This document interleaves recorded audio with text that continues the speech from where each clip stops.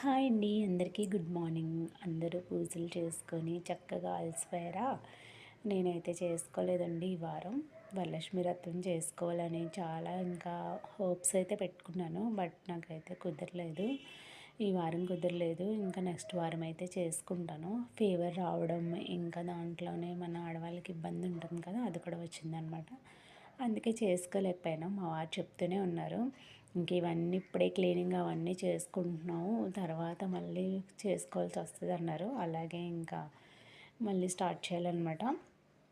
అంటే మొత్తం క్లీన్ చేసుకోవాలంటే ఇల్లు అవి కడుక్కొని మొత్తం క్లీన్ చేసుకోవాలన్నమాట. అది చెప్తున్నాను. నాలాగా తొందరపడి అప్పుడే క్లీనింగ్లు అవి చేసుకోకుండా మనకి ఇబ్బంది అనేది అయిపోయాక క్లీన్ చేసుకోవాలి, లేకపోతే డబుల్ పని అవుతుంది. నాకైతే ఇప్పుడు అలాగే ఉంది. అందులోనూ ఫీవర్గా కూడా ఉంది. అయినా కూడా మళ్ళీ చేసుకోవాలి కదా. మళ్ళీ సంవత్సరానికి ఒకసారి వస్తుంది మన ఆడవాళ్ళ పండగ, అందుకని చేసుకోవాలని నాకు చాలా ఇంకా మనసులో అయితే అనిపిస్తుంది గట్టిగా. తా ఈ మూడో వారం అయితే చేసుకుంటాను.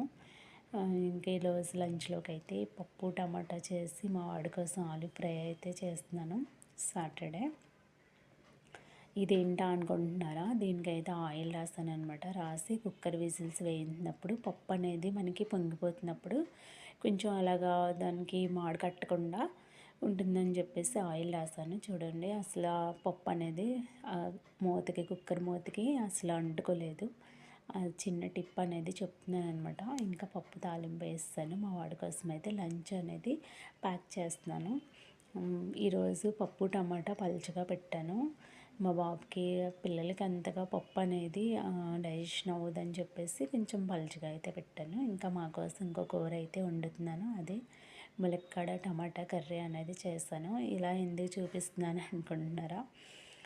అదేంటి, మనకి జాతీయ జెండాలా ఉంది కదా అని చెప్తున్నాను అనమాట. కాకపోతే టమాటాలు రెడ్ అయిపోయింది, ఆరెంజ్ అయితే ఇంకా బాగుండు.